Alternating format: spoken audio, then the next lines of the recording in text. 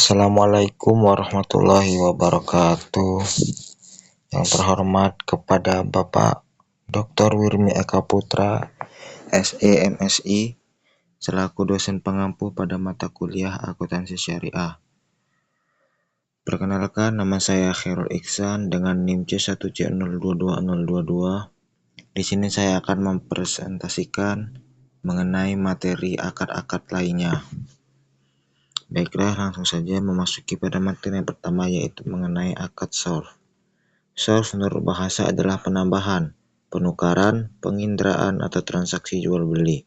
Shorf adalah transaksi jual beli valuta dengan valuta lainnya. Transaksi jual beli atau pertukaran mata uang dapat dilakukan baik dengan mata uang yang sejenis maupun yang tidak sejenis. Adapun untuk ketentuan dan rukun dari akad shorf ini, yaitu untuk ketentuannya yaitu yang pertama, pelaku harus cukup cakap hukum dan baligh. Yang kedua, objek akadnya yaitu yang pertama, nilai tukar atau kurs mata uang yang telah diketahui oleh kedua belah pihak.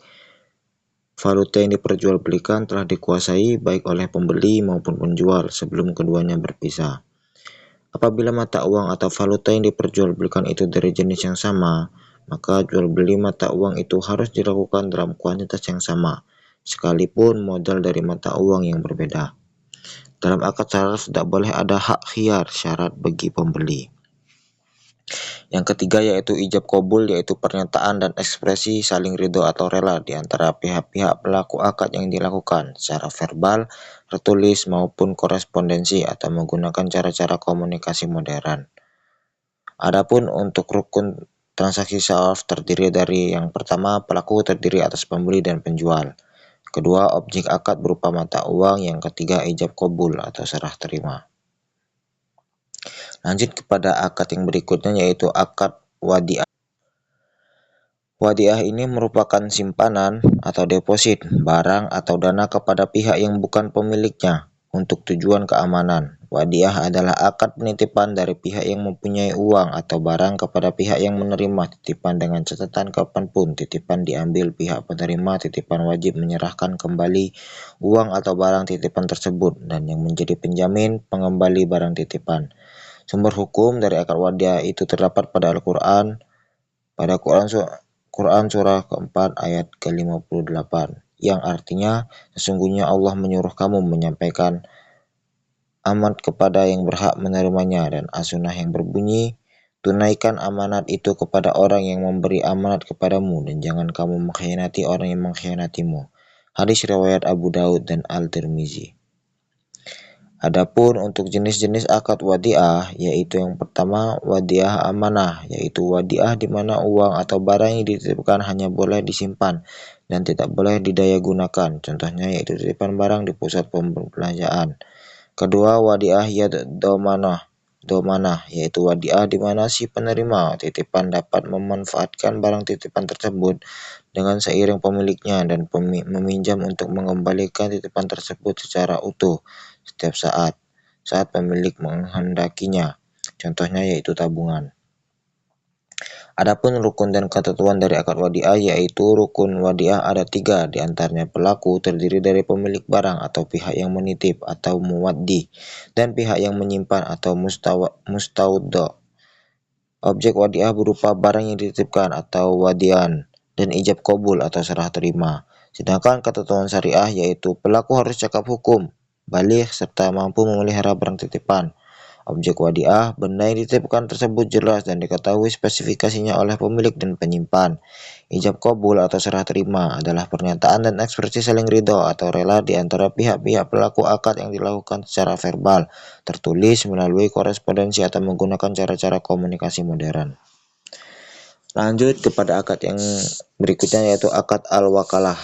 Al-wakalah atau al-wikalah atau tahwid artinya penyerahan, pendelegasian, pemberian mandat. Menurut Sabi 2008.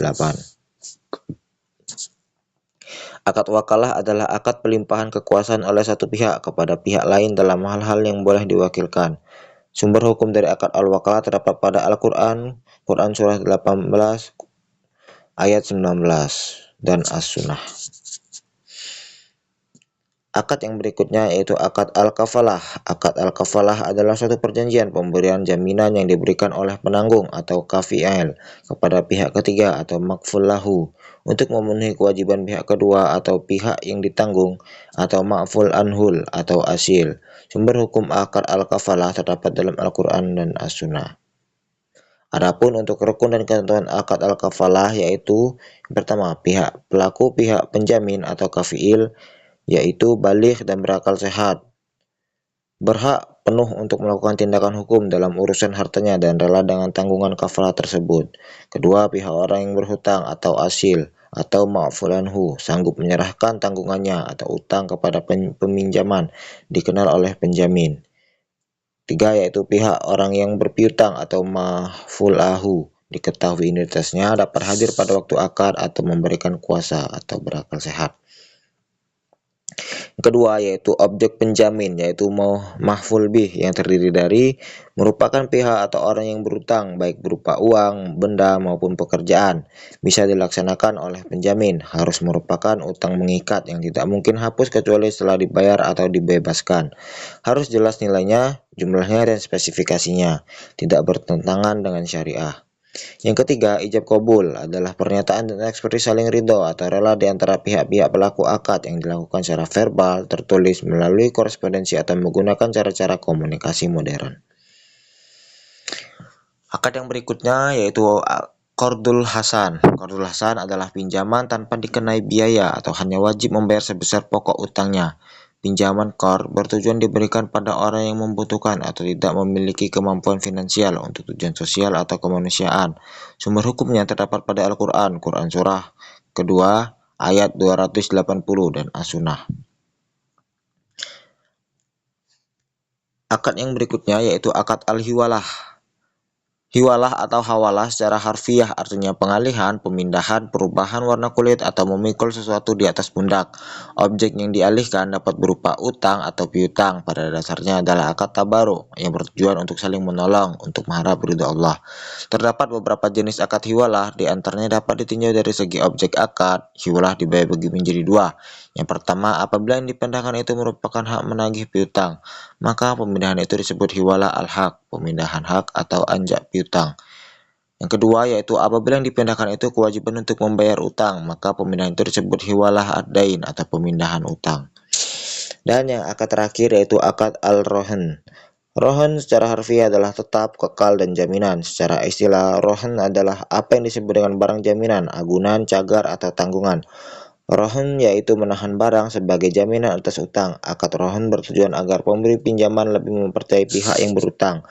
Sumber hukum dari akad rohan ini terdapat pada Al-Quran, Quran Surah kedua, ayat 283 dan As-Sunnah. Rukun al-rohan ada 4, di antaranya sebagai berikut, yaitu pelaku terdiri atas pihak yang menggadaikan dan pihak yang menerima gadai atau murtahin. Yang kedua, objek akad berupa barang yang digadaikan atau marhun dan utang atau marhun bih. Yang ketiga, ijab kabul atau serah terima. Baik, sekian presentasi mengenai akad-akad lainnya. Itu yang dapat saya sampaikan. Mohon maaf jika ada salah kata. Saya memohon maaf. Saya akhiri dengan wassalamualaikum warahmatullahi wabarakatuh.